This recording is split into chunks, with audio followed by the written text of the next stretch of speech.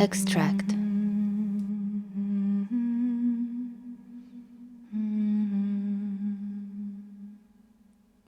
The lever warms up in Ava's hand. Like a needy reptile, the smooth metal soaks in her body heat and she does not let go, giving it what it wants.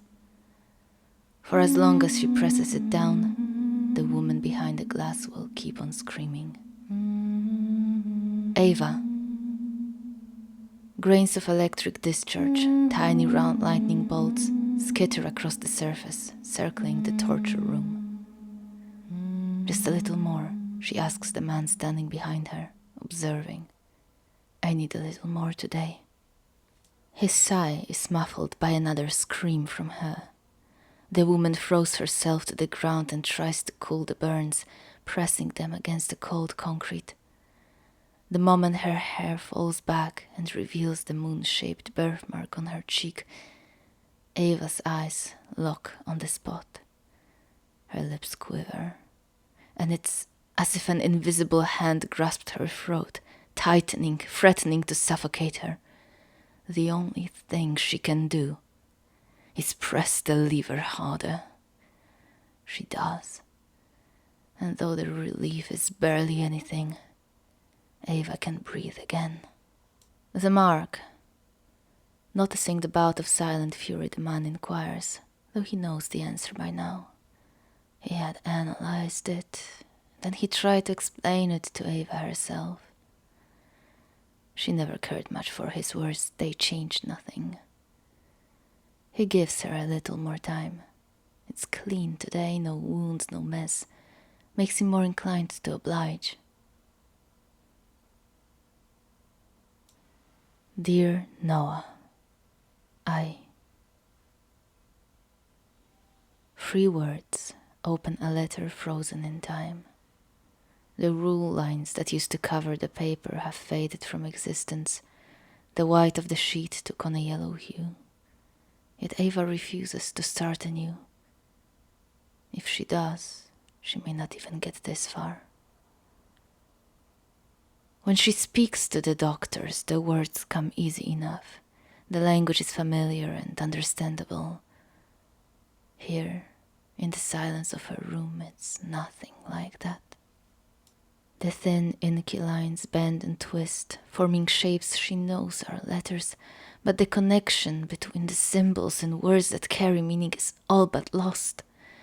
There are moments, brief moments, where she sees the name of her husband and understands the order of shapes that make it. But were it not for the fact she had written it down a long time ago, before, were it not for that, she'd doubt her eyes as she doubts her mind. She hadn't meant to leave the message unfinished, and she'd learned to regret having done so. But it was no reason to hate herself, at least. She'll simply keep on trying. There are shelves out there in the world filled with the books she once authored. One day, she'll find the words again. The console gives Ava many options. Mix and match, pain, relief, fake hope. The woman behind the glass stands still, waiting, looking straight at them, though she can't see them from her side. She doesn't know what exactly awaits her today, but she doesn't care. She will accept anything. That's her part. That's her duty. Her penance.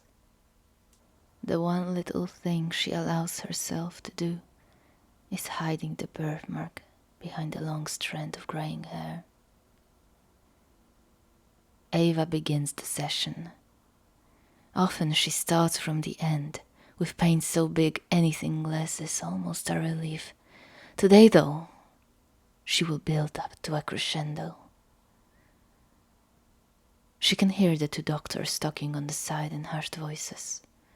They don't much mind her hearing them. They know their words are of little interest. She's making little to no progress, one of them says. This one will take time. She doesn't want to heal, not yet. Yet for some reason, today these words pierce through the fog clouding Ava's mind as she stands there, immersed in the woman's screams. She lets go of the lever and steps towards the man, her crutch scraping across the rough flooring. And she says, I do want to heal, but this isn't enough for me.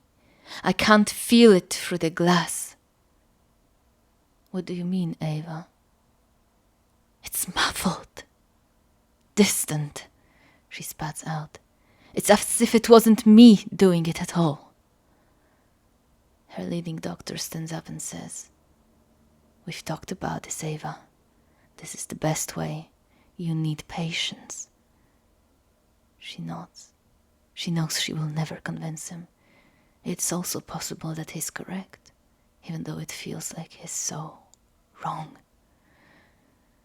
She returns to the torment console and leans back on the tall chair supporting her spine. The back pain is bad today, but she'll forget about it soon enough. At first glance, the newspaper is like all the others, page after page of bad news. Ava flips through them 17 times and arrives at the article. It's small, barely a mention in a little frame down at the bottom. She places her finger on it and closes her eyes to recall the memorized text. Boy, 5, fell out of the window of a 2-story house. An ambulance arrived quickly, but he was dead on the spot due to a spinal injury. The police is trying to establish who was responsible for leaving the child unsupervised. Each word comes with another brush stroke painting the mental picture reappearing in Ava's mind. The little boy lay on the ground, his eyes half open, as if he's merely bothered by sun rays disturbing his afternoon nap. Blades of drying summer grass embrace his shape, every now and then swaying together with the gentle breeze. Beside him kneels a woman in a yellow dress, her ear pressed to the boy's chest, listens for the return of a heartbeat. The other is by the phone she clutches in her pale hand. From underneath the device peeks out a dark birthmark, marring the cheek glistening from tears. Like a cartographer could trace the border of his homeland with eyes closed and but a napkin to work with, so could Ava draw this moon-shaped blemish with every little bend, every indent, every darker cell it was made of. Before she opens her eyes and leaves the memory, she whispers to the woman who killed her son, I hate you. I don't know how to forgive you.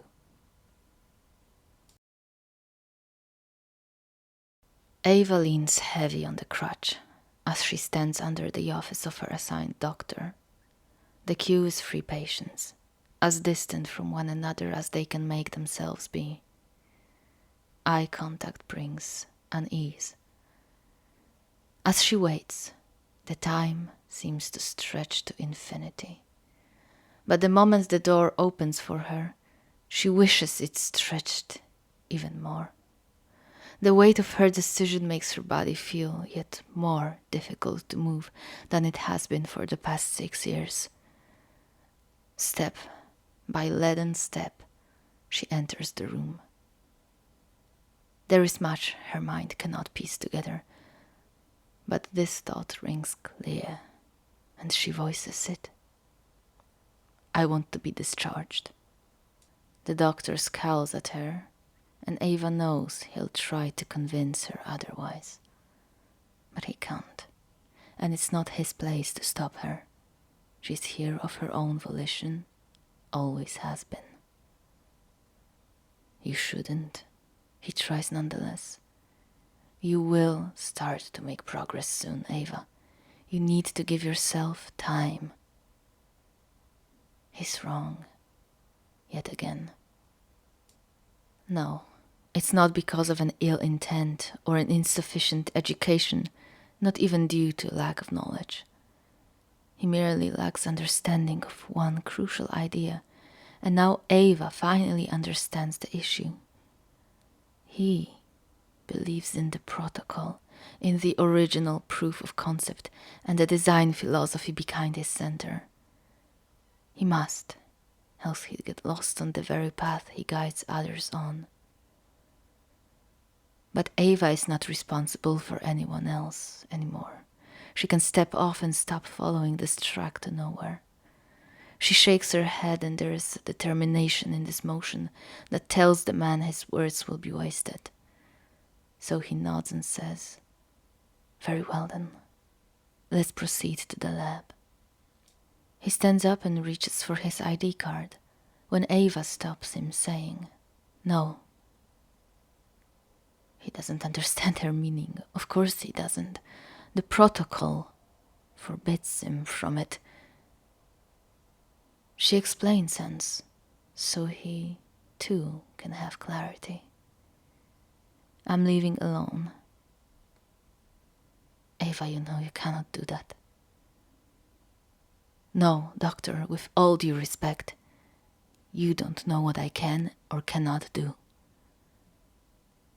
You've learned about the procedure. You're smarter than this." "You are correct in that I am smart. Enough to understand my choice and enough to make it," she says. "I am better this way. I am not well, but I am better." He stays motionless for a minute, and she can almost see the multitude of thoughts and arguments rushing through his mind as he tries to cobble together something that can change her mind, have her agree to obey the protocol and do things his way. And yet again, to be fair to him, it's simply the way he believes that things must be done for his patient's good. Ava attributes no malice to him, and so she waits, patient, and lets him search for the words he wants to find.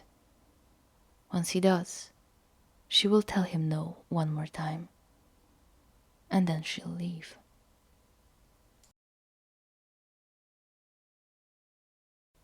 She sets herself one task, one goal, simple enough to be able to follow it, or so she hopes. She needs to find the window again. To find the window, she needs to find the house. To find the house, she must follow the road. But there she is, at the crossroads, and neither the letters nor the signs on them make any sense. She picks a direction at random and begins walking. The sky seems plastic, like a bubble which traps the hot air inside, slowly causing the oxygen to get depleted and turning freedom into slow suffocation. She sits down on the side of the road. She's tired, though she took 100 steps, maybe 2. Or maybe she hadn't moved at all from her spot just yet. She doesn't pay it much mind. She tries to convince herself that she had a goal to this journey, but it's mellowed now and became unimportant. It's hard to keep giving importance to something unachievable. She touches her shirt and her pants as if they had pockets on them, but of course they don't. She didn't think to ask for different clothes, and nobody cared to give her any. With no pockets, she carries no belongings. With no belongings, she doesn't have her letter. She needs to recreate it. It will guide her. It must. She grabs a little stiff twig growing on the arid stripe of ground between the 2 road strips and begins to write. Well, she tries to. She cannot, of course, and that she knows. So she leaves the jumbled letters and she starts to draw instead. She remembers Noah's face, as well as she does the birthmark on the woman's face. She adds every little detail, every wrinkle, every asymmetrical feature. The bald spots breaking his once thick hairline, the old scar on the chin driving him mad as it separates his beloved, overly groomed beard into two parts. The moist sand takes well to her drawing, and the face staring back at Eva is near perfect. Anyone who'd see it would recognize her husband instantly. And yet as she looks at him, she can't.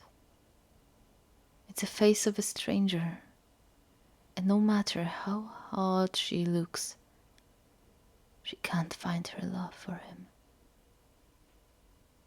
Eva. The doctor walks up towards her, unhurried. His bright jacket burns up in the light of the setting sun. He reaches his hand out and takes the twig away. He doesn't gloat when she grabs onto him. All he feels is pity. Help me, she asks. You have to help me. I am helping you. I thought you might understand now that you should trust me. Remove the glass. I cannot do that, Eva. It's too dangerous.